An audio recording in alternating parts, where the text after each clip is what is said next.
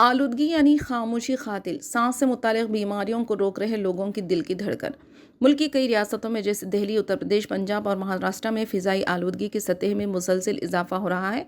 इसका सबसे ज़्यादा संगीन असर इन लोगों पर नज़र आ रहा है जिन्हें पहले से सांस से मुतालिक बीमारियाँ लाहक है। दमा, ब्रोंकाइटिस, COPD और एलर्जी से मुतालिक सांस के मसाइल और फेफड़ों के दायमी इन्फेक्शन जैसी बीमारियां इस वक्त तेज़ी से बढ़ रही है। एक तरह से ये आलूदगी साइलेंट किलर यानी खामोश कातिल बनती जा रही है।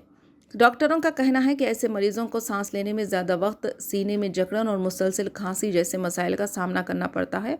हॉस्पिटलों में इन बीमारियों वाले मरीजों की तादाद गुज़िश्ता कई माह के मुकाबले में 2 गुना तक बढ़ गई है। ऐसे मरीजों को दिल के मसाइल और हार्ट अटैक आ रहे हैं। ऐसी सूरत में एहतियात बरतना ज़रूरी है। दिल्ली के RML हॉस्पिटल में शोबे मेडिसिन के डायरेक्टर प्रोफेसर डॉक्टर सुभाष गिरी बताते हैं कि आलूदगी बराह रास्त फेफड़ों और खलब दोनों को मुतासिर करता है। हवा में मौजूद PM2.5 और PM10 जैसे ज़र्रात जिस्म में दाखिल होकर फेफड़ों की सोजिश में इजाफा करते हैं। ये सोजिश हार्ट को इजाफी मेहनत करने पर मजबूर करती हैं। सांस की बीमारी वाले मरीजों में पहले से ही फेफड़ों की सलाहियत कम होती है।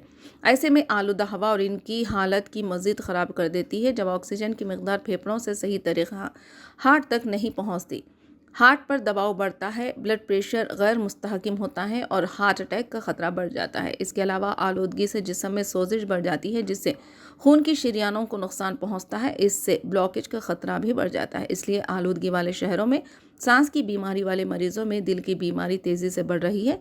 ऐसे मरीजों को ज़्यादा मुहतात रहने की ज़रूरत है।